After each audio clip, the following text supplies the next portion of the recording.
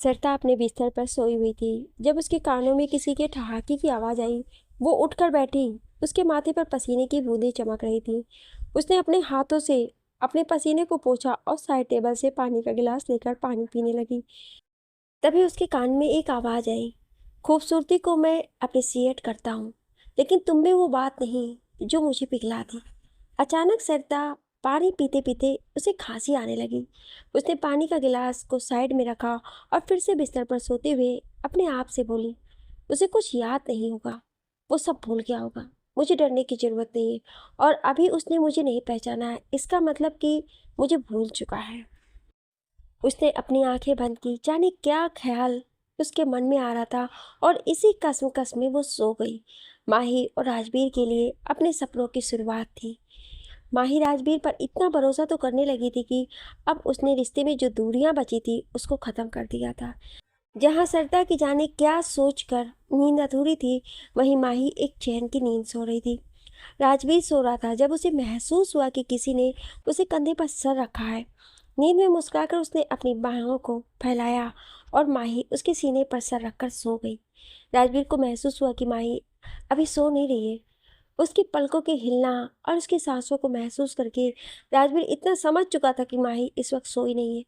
उसने अपने हाथों से उसके बालों को सहलाते हुए कहा, सोई नहीं अब तक? माही ने अपनी गर्दन तो ऊपर नहीं की, बस राजवीर के सीने पर सिर रखे हुए उसने अपने गले को नामे हिलाया। क्या हुआ? माही अपना सर ऊपर करती है। दोनों की नज़र मिली जहां राजवीर मुस्कुरा रहा था। वहीं मुस्कुराहट माही के चेहरे पर भी थी। माही बिना कुछ बोले फिर अपने सर को उसके सीने पर रख देती है। राजवीर धीरे धीरे उसके बालों को सहलाते हुए कहता है, सपना सा लग रहा है ना? आपको कैसे पता? माही बहुत धीरे आवाज से बोली, क्योंकि मुझे भी लग रहा है। माही ने अपने हाथों को राजवीर के पेट के चारों तरफ लपेटा और उसे अपनी और करीब खींचा। राजवीर माही को कसकर अपने दोनों हाथों की गिरफ्त में माही को समा चुका था। मैंने बीते हुए 5 सालों में तुम्हें बहुत मिस किया, राजवीर बोला। माही अपनी उंगलियों से उसके सीने पर पता नहीं क्या लिख रही थी। राजवीर के हाथ अभी भी उसके बालों को सहला रहे थे। पिछली बार मैं तुमसे एक बात नहीं कर पाया था, पर अब मैं कुछ मन में नहीं रखना चाहता हूँ। माही के हाथ रुक गए। वो अपना गर्दन उठाती है। माही अपनी कोहनी के सहारे बिस्तर पर टिक कर कहती है, अभी भी आप मुझे कुछ छिपाते हैं? नहीं, बात बहुत पुरानी है, फिर रहने दीजिए। कहते हुए माही ने अपना चिन्ह राजवीर के सीने पर रखकर राजवीर को देखने लगती है। राजवीर उसके चेहरे के करीब आया और बोला, कॉन्फेशन है, कर लेना चाहिए। ठीक है, कहिए। करते हुए माही ने अपनी उंगली राजवीर के मुंह चेहरे पर घुमाई। राजवीर उसकी उंगली को पकड़कर चूमता है और कहता है, पहली बार जब तुम्हें देखा था उसी दिन से तुम मुझे अच्छी लगने लगी थी। कब कब देखा था आपने मुझे? तुम्हारे कॉलेज में एक लड़के को पीटते हुए प्रिंसिपल से शिकायत की थी लड़के ने। माही को सोचने लगती है। राजवीर धीरे से उसके होठों को छूता है और फिर कहता है, उसने तुम्हें लव लेटर दिया था और उसे बात पर तुम उसे मार रही थी, याद है? तुमने मुझे दांत भी काटा था। माही के हाथ राजवीर के बाजू पर हाथ लगाती है। उसे याद आया कि उसने राजवीर को सच में बहुत जोर से काटा था। अच्छा, और क्या छुपा रहे हो आप मुझसे? माही उसके बाजू को सहलाते हुए कहती है, मैं लगभग हर 5 दिन के बाद तुम्हारे कॉलेज के बाहर आकर खड़ा रहता था। वहाँ पर एक पानी पूरी का ठेला था जहाँ पर तुम अपनी सहेलियों के साथ वहाँ पर जाती थी। राजवीर की बात सुनकर माही अपने हाथों को अपने मुंह पर रखते हुए कहती, राजवीर सच में? राजवीर ने माही को खींचकर अपने ऊपर लिया और बोला, और भी बहुत सारी बातें हैं जो मैं कन्फेस कर लेना चाहता हूँ। माही बोली, आज कहिए। आज मुझे भी नींद नहीं आ रही है, मैं भी आपकी बातें सुनूंगी। माही राजवीर के सीने पर अपने हाथों को रखते हुए उस पर अपने चेहरे को टिकाकर राजवीर की तरफ देखते हुए लेटी थी। राजवीर कभी उसके पीठ पर, तो कभी उसके कंधे, तो कभी उसके बालों को सहला रहा था। जब तुम पहली बार हमारे घर आई थी सरदा और मैं की शादी के बाद में, वो फर्स्ट टाइम था जब मैं ये फैसला कर चुका था कि मुझे तुमसे शादी करनी है। माही ने हैरानी में राजवीर को देखा। राजवीर उसे देखकर मुस्कुरा रहा था। सब कुछ कितना अच्छा था ना राजवीर। राजवीर, फिर भी हम अलग हो गए। एक भाई बनने के चक्कर में पति नहीं बन पाया। मैं तुमसे अपने किए हुए सभी गलतियों के लिए सच में शर्मिंदा हूँ और तुमसे माफ़ी मांगना चाहता हूँ। ये आप पहले भी कह चुके हैं राजवीर, और मैं इन सब चीज़ों को भूल जाना चाहती हूँ। माही राजवीर को मुस्कुराकर कहती है। राजवीर माही को अपनी तरफ खींचता है, उसके कंधे पर अपने गले को रखकर अपने चेहरे को पूरी तरह से उसके बालों में छुपा लेता है। माही की पकड़ राजवीर के कंधे पर कस गई थी, जबकि राजवीर बिल्कुल माही में बिल्कुल खो सा गया था। सुबह सुबह राजवीर के कानों में माही की आवाज़ आई। माही राजवीर का नाम लेकर चिल्लाई थी। राजवीर एक झटके से बिस्तर से उतरते हुए बाथरूम की तरफ दौड़ता है। बाथरूम का दरवाज़ा खुला ही था। वो अंदर गया। माही इस वक्त टॉवल लपेट कर सामने खड़ी थी। उसके करीब जाते हुए कहता, क्या हुआ तुम्हें? उसने प्यार से माही के गालों पर हाथ रखा और कहा, तुम ठीक हो? इस तरह से चीखी क्यों? माही राजवीर के गले को पीछे से पकड़कर उसे थोड़ा नीचे झुकाती है और उसकी आंखों में आंखें डालकर कहती है, जब तक यहाँ है आप मुझे हाथ भी मत लगाना। कहकर उसने राजवीर के दोनों कंधों पर धक्का दिया और उसे बाथरूम से बाहर ले जाने लगी। राजवीर के कंधों को धकेलते हुए वो उसे बाथरूम के बाहर तक ले गई। राजवीर बेचारा हैरान सा बस उसे देखता रह गया। अपनी बीवी को सामने टॉवल में देखकर भी उसे प्यार से नहीं देख पा रहा था, क्योंकि माही की इस तरह से बिहेव करने के कारण और खुद में कंफ्यूज था कि उसने अब ऐसा क्या कर दिया कि माही को इतना गुस्सा आ रहा है। माही ने दरवाजे को पूरी दम लगाकर बंद किया और राजवीर बाथरूम के बाहर अपने बालों को खुजलाता हुआ यही सोचता रह गया कि माही क्यों गुस्सा है। इस बात का अंदाजा लगाते हुए अंदर बिस्तर की ओर बढ़ा, तभी उसे वीर का ख्याल आया। इसी कमरे के एक साइड रूम में बेड लगा हुआ था। उस तरफ जाता है। वीर अभी सो रहा था। अपनी ही उलझन में उलझा हुआ राजवीर बिस्तर पर जाकर बैठ गया और बाथरूम के दरवाजे की ओर देखने लगा। कुछ पल बाद बाथरूम का दरवाजा खुला और बाथरूम लपेटे माही बाहर आई। अपने बालों को उसने टॉवल में लपेट रखा था। कुछ लटे उसके चेहरे गले से होते हुए जा रहे थे, जिनमें से पानी की बूंदें टपक रही थी। राजवीर माही को देखता है। उसकी गोरी त्वचा अभी गुलाबी नजर आ रही थी। अभी ये गुस्से से था या उस गर्म पानी से जिससे नहा कर वो आई थी, ये राजवीर को नहीं पता। वो बहुत ही इंटेंस नज़रों से उसे देखते हुए खड़ा हुआ। माही अभी गुस्से में थी और राजवीर को अवॉइड करके ड्रेसिंग टेबल की ओर बढ़ गई। उसने ड्रेसिंग टेबल पर रखे हुए मंगलसूत्र को हाथ में उठाया। उसे पहनती हुई जिस तरह वीर सोया था उस तरफ झांक कर देखा। वीर बहुत ही सुकून में सो रहा था। ये देखकर माही फिर ड्रेसिंग टेबल के आगे खड़ी हो गई। उसने अपने बालों के टॉवल को निकालने के लिए जैसे ही हाथ बढ़ाया, राजवीर उसे आईने में उसके पीछे खड़ा दिखा। उसके हाथ इस वक्त अपने टॉवल पर थे और वैसे ही आईने से राजवीर को देखने लगी। धीरे धीरे माही की आंखें छोटी और छोटी होती जा रही थी। राजवीर माही को इस तरह देखकर मदहोश हुए जा रहा था। राजवीर 2 कदम आगे बढ़ता और माही तक पहुंचता है। माही के हाथ अभी भी उसके टॉवल पर ही थे। राजवीर ने टॉवल को खोलने के लिए हाथ बढ़ाया और टॉवल को खोलकर उसके बालों से अलग कर दिया। माही के लंबे बाल उसकी कमर तक बिखर गए।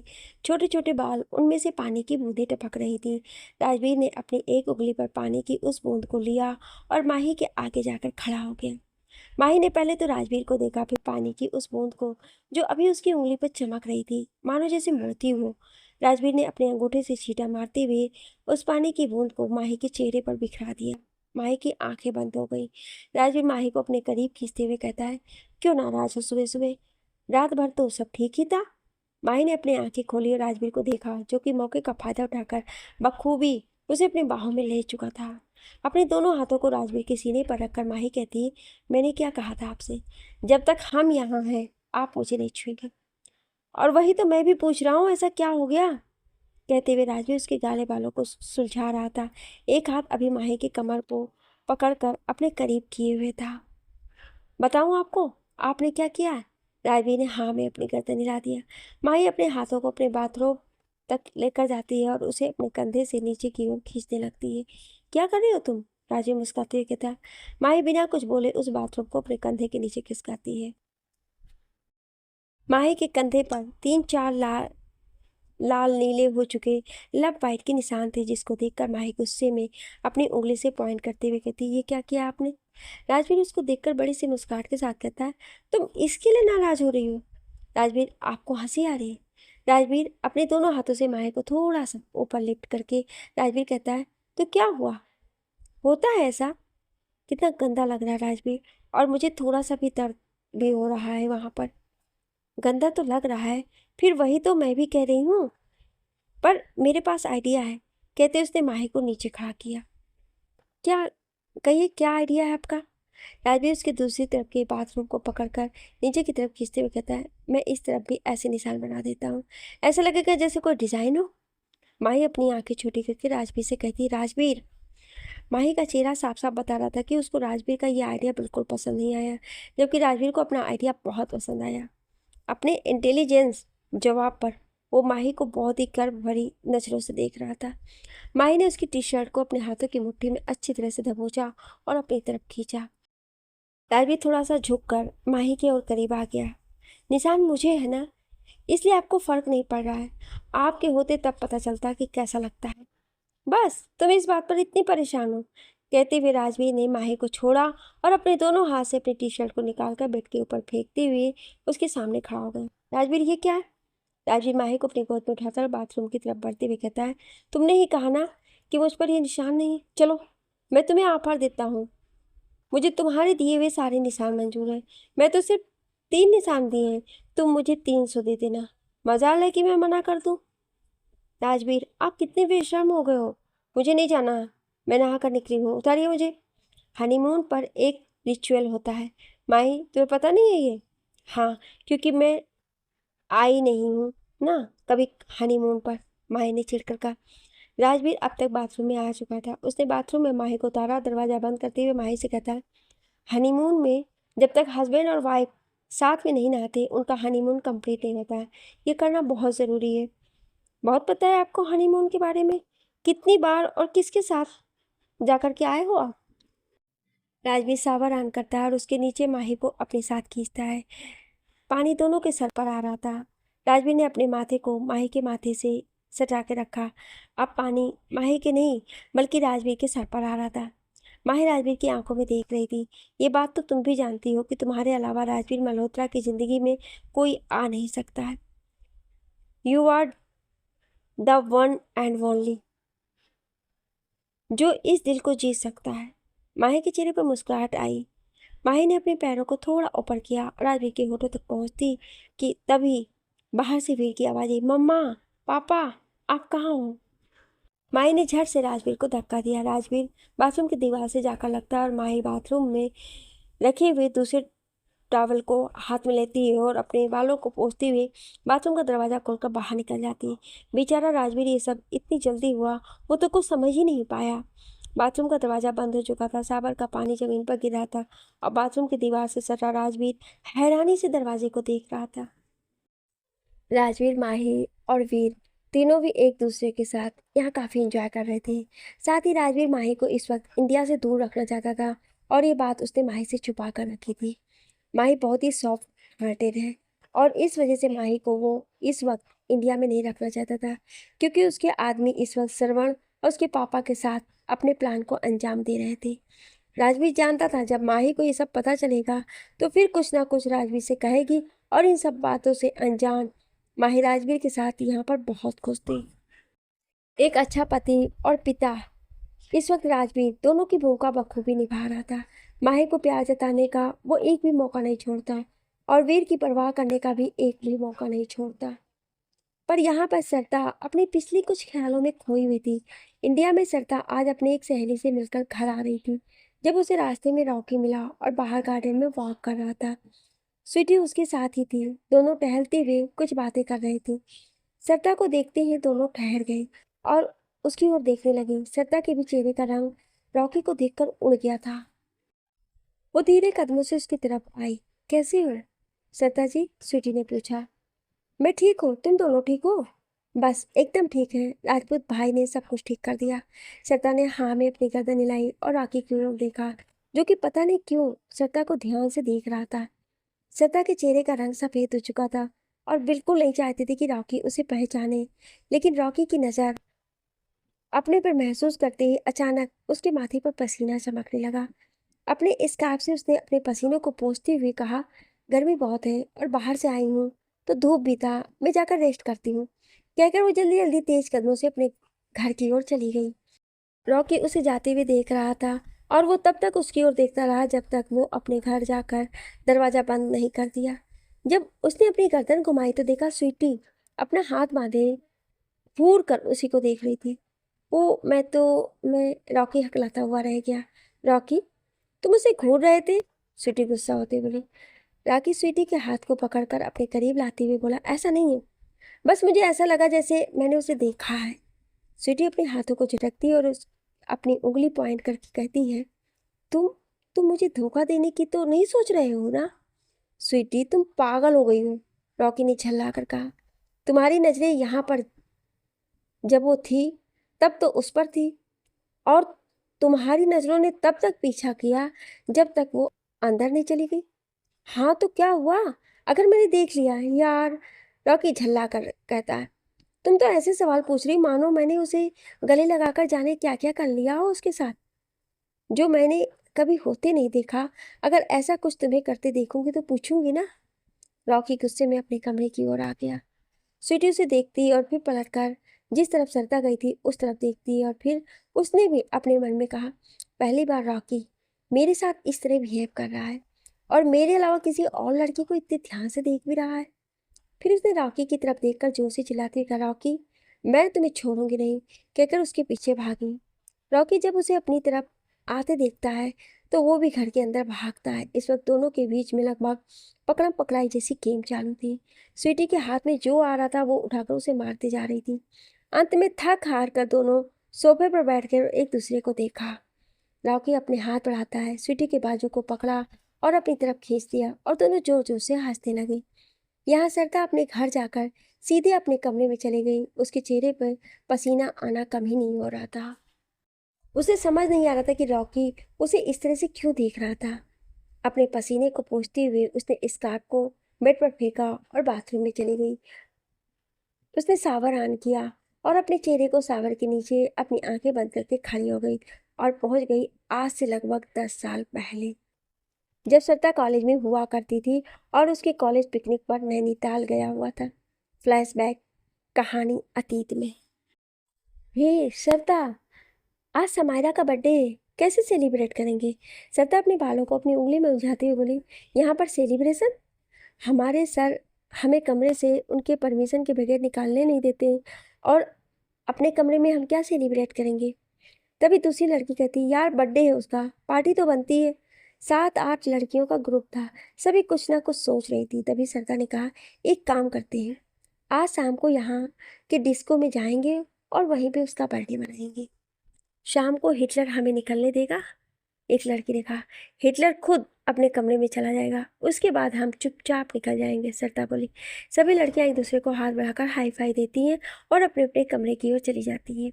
सभी ने पार्टी में पहनने वाले अपने कपड़ों को निकाला और हिटलर यानी कि अपने सर के कमरे में जाने का वेट करने लगी।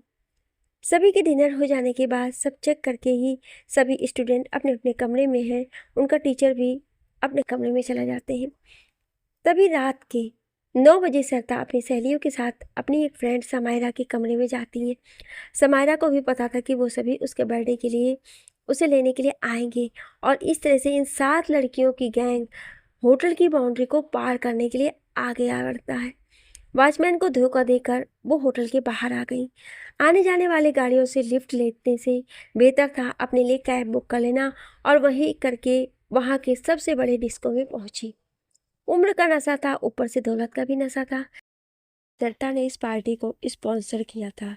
सभी मस्ती में चूर थे, डांस ड्रिंक सब इंजॉय कर रहे थे। लड़कियों ने बर्थडे की खुशी में खूब पार्टी की और ड्रिंक भी काफ़ी कर ली थी। सभी एक दूसरे से शर्त लगा रहे थे और हार जीत के बदले में कुछ अतरंगी टास्क कहा जाता वो कर रहे थे। इसी में सरिता भी हारी और उसे शर्त के तौर पर उसकी सहेली ने उससे कहा, देख, अभी इस गेट से पहले जो लड़का आएगा तुझे उसे इम्प्रेस करना है और तेरा मांगने के लिए मजबूर करना है। सरिता इतराते में बोली, कुछ ऐसा बता दे जो इम्पॉसिबल हो। तुम्हें लगता है कि मुझे कोई दोस्ती करने से मना करेगा? मैं किसी लड़के को इम्प्रेस नहीं कर पाऊंगी। हाँ, तो अब वही देखते हैं क्या होता है। सभी लड़कियां अब इंटरेस्ट की तरफ देखने लगी थी। तभी ब्लैक शर्ट और ब्लैक पैंट में एक लड़का चलता हुआ अंदर आया। और किसी को ढूंढने लगा। वाह यार, he is so hot and handsome, Samaira ने कहा। सरदा अपनी चेयर से खड़े होते हुए बोली, वो तो है ही है, ही इज रियली हॉट। चल, मैं अपना काम करके आती हूँ, कहकर अपनी सहेलियों को बोलकर उस लड़के की तरफ बढ़ गई। लड़का शायद अपने दोस्तों को ढूंढ रहा था, जो कि शायद अभी उसे नजर नहीं आए थे। सत्ता अपने हाथ में ड्रिंक का ग्लास लेते हुए गई और जानबूझकर उससे टकरा गई। ड्रिंक उस लड़के के शर्ट पर गिर गई। ओ, आई एम सॉरी। सत्ता ने अपनी गलती की माफी मांगी। नो, इट्स ओके, बट इतना भी नहीं पीना चाहिए कि दूसरों के लिए मुसीबत बन जाओ। एक्सक्यूज मी, लाओ मैं साफ कर देती हूँ, कहकर सत्ता झट से वहाँ टेबल पर रखे हुए टिश्यू पेपर से उसके शर्ट को पोंछने लगी। उसके हाथ तो उस लड़के के शर्ट पर जहाँ पर ड्रिंक गिरी थी वहां पर था, लेकिन वो देख उस लड़के को नहीं थी। हो गया, मेरा नाम सरता है। सरता ने अपना हाथ बढ़ाया। Rocky, nice to meet you Rocky. तुम्हें कैसे पता कि तुम्हें मुझसे मिलकर अच्छा लगा? क्यों नहीं लगना चाहिए? सरता ने अपना हाथ उस लड़के के गले में लपेट। रॉकी अपनी गहरी आंखों से सरता की ओर देख रहा था। क्या हुआ? क्या देख रहे हो? क्या मैं खूबसूरत नहीं? रॉकी खूबसूरती को अप्रिशिएट करता है, पर तुम में वो बात नहीं, कहकर उसने उसके हाथों को झटका और आगे बढ़ गया। सरदा के पीछे पलट कर देखा। उसकी सहेलियां अंगूठा दिखाकर उसे हारने पर उसे चिढ़ा रही थी।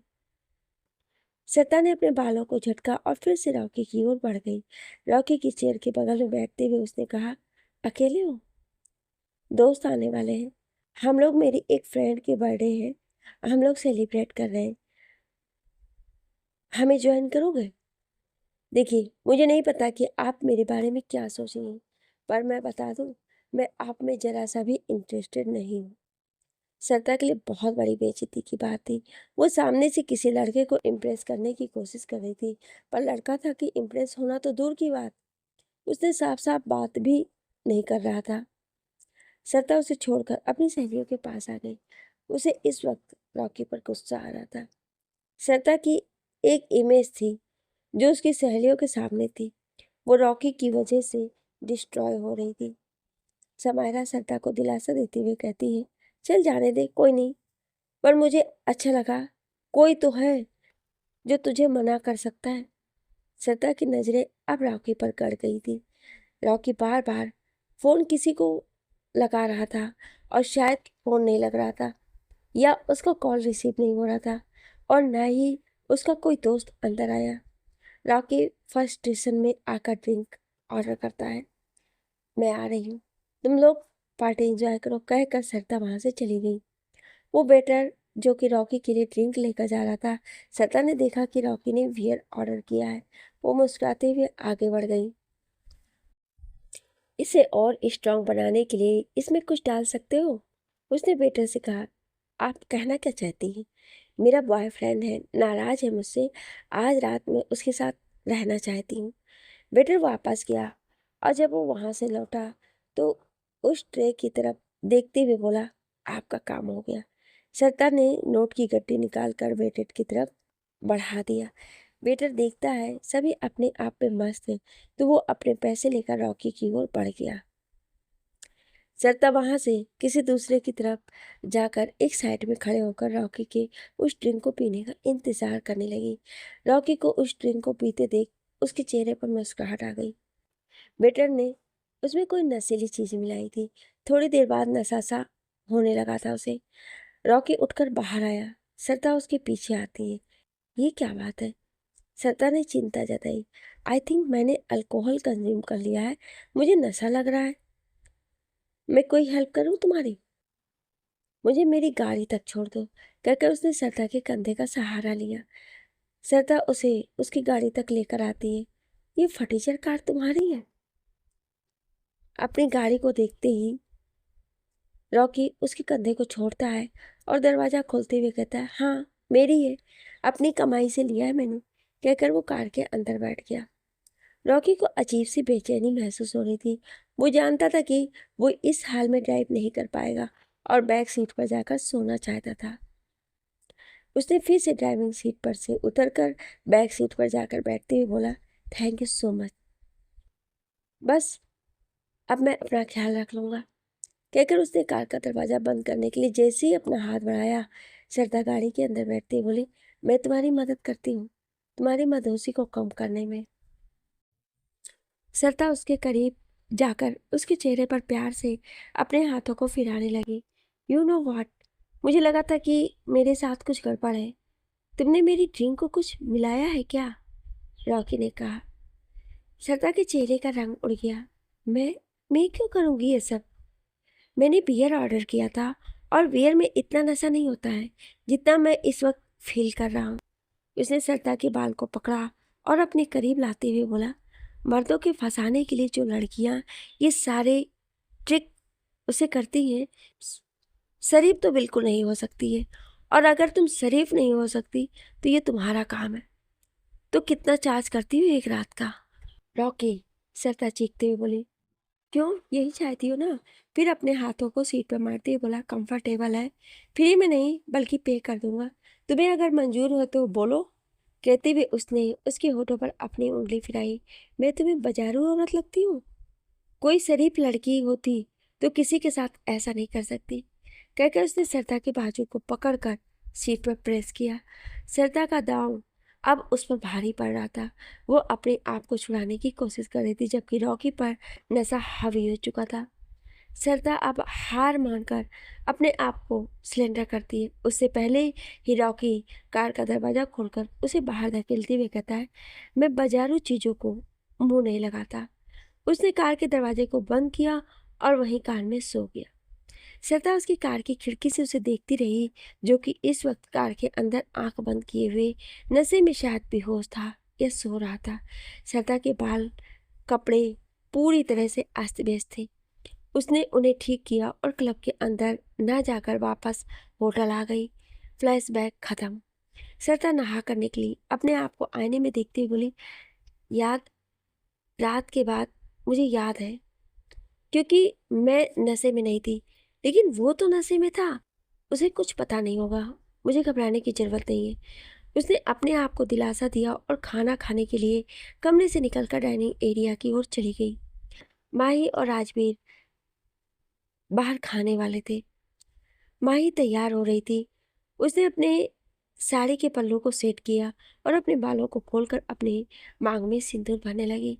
तभी राजवीर कमरे का दरवाजा खोलते हुए बोला, तुम तैयार हुई या नहीं? उसने सीटी बजाते हुए कहा, क्या बात है, हम प्लान कैंसिल कर दें? माही सिंदूर की डिब्बी को बंद करके रखते हुए बोली, वो किस खुशी से?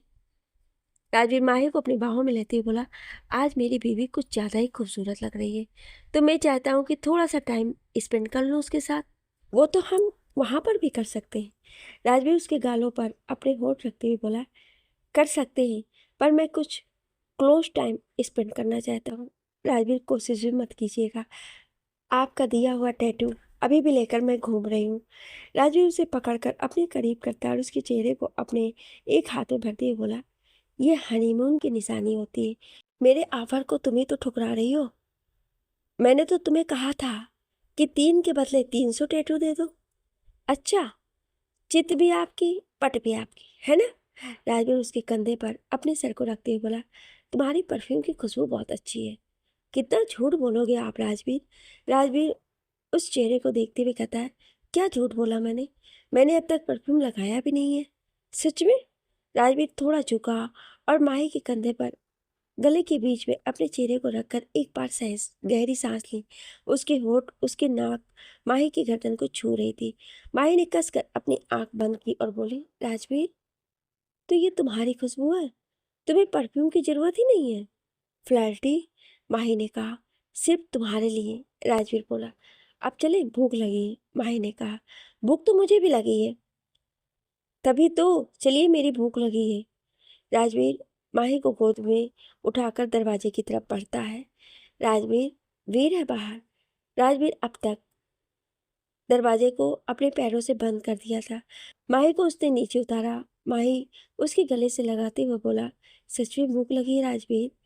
बस 5 मिनट। कहकर उसने माही को थोड़ा सा ऊपर उठाया और उसके गले में अपने चेहरा छुपा के गहरी सांस लेने लगा।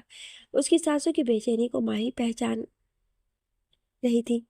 उसने अपने बाजू को राजवीर के कंधे के चारों तरफ लपेट लिया और धीरे धीरे राजवीर के बालों को सहलाने लगी। कुछ पल बाद राजवीर माही को जमीन पर खड़ा करता है और उसके चेहरे को प्यार से देखते हुए उसके माथे को चूमता है। अब आप ठीक हैं? राजवीर हाँ कहकर उसका हाथ पकड़कर बाहर आ गया। वहाँ वीर सलमा के साथ खेल रहा था। सलमा एक लेडी बॉडीगार्ड थी जो कि उनके विला में ही रहती थी। डाइनिंग टेबल पर बैठे बैठे अपने खाने को ख़त्म करने के बाद माही ने राजवीर से पूछा, हम इंडिया कब जा रहे हैं? मेरी शॉपिंग बाकी है, परसों इंडिया ही निकल जाएंगे और कल सबके लिए सामान लेना है। माँ पापा भैया भाभी सर दादी सबके लिए कुछ ना कुछ चाहिए, माही ने कहा। वीर खुश होते हुए कहता है, फिर तो मैं अपना बर्थडे उनके साथ ही मनाऊंगा। आपको पता है 4 दिन बाद मेरा बर्थडे है और मैं आपसे एक बड़ी सी रिमोट कंट्रोल कर कार गिफ्ट मिलेगा। पापा को याद है कि 4 दिन बाद मेरे चैम का बर्थडे है और मैं आपको गिफ्ट शॉप लेकर चलूँगा। आपको जो पसंद है कार ले लेना, राजवीर ने कहा। वीर को सुलाने के बाद जब माही अपने बिस्तर पर आई तो राजवीर के हाथ पकड़कर उसे अपने करीब खींचकर उसकी गोद में सर रखकर लेट गई। राजवीर उसके बालों को सहलाते हुए बोला, क्या हुआ, थक गई? माही घूमकर राजवीर की तरफ चारों तरफ अपने हाथ लपेट कर बोली, स्ट्रेस हो रहा है। परसों ही हियरिंग होगी केस की और मैंने तुम्हें कहा था कि तुम्हें बिल्कुल उसके बारे में सोचने की ज़रूरत नहीं है। राजवीर, दिमाग में आ रहा है ये सब। पहले भी कह चुका हूँ और फिर से कह रहा हूँ, मैं सब कुछ अपने हिसाब से हैंडल कर रहा हूँ और सब ठीक से हो भी रहा है। तुम बस खुश रहा करो और यहाँ से जाते ही सबसे पहले अपने ऑफिस को ज्वाइन करो। जितना फ्री रहोगी उतना दिमाग तुम्हारा भागेगा। राजवीर अपने मोबाइल में कुछ करते हुए बोला। माही अपना सर फिर से राजवीर के पैरों पर रखते हुए बोली, एक बात पूछो राजवीर। राजवीर ने अब तक अपना मोबाइल साइड रख दिया था। माही को खींचकर तकिए पर लाकर अपने ऊपर से खींचते हुए ब्लैंकेट से कवर करता और कहता है, बोलो क्या बोल रही हूँ? आपको कभी कभी ऐसा नहीं लगता कि कहाँ फंस गया? आप भी तो थकते होंगे ना। 5 साल की तड़प के बाद मुझे मेरी जिंदगी मिली है। तुम्हें लगता है कि कुछ ऐसा भी होगा जो मुझे इरिटेट कर दे और ये सोचने पर मजबूर करे कि मैं कहाँ फंस चुका हूँ? माही ने अपना चेहरा ऊपर करके राजवीर को देखा। मेरी बातों से कभी तुम्हें लगा कि मैं फंसा हूँ? राजवीर ने कहा। नहीं, कभी नहीं लगा, कहकर माही फिर से उसके सीने पर सर रखकर लेट गई। आपको पता है, अब मुझे सच में लगता है you are the best husband. आगे की कहानी जानने के लिए सुनिए अगले भाग में। Thank you.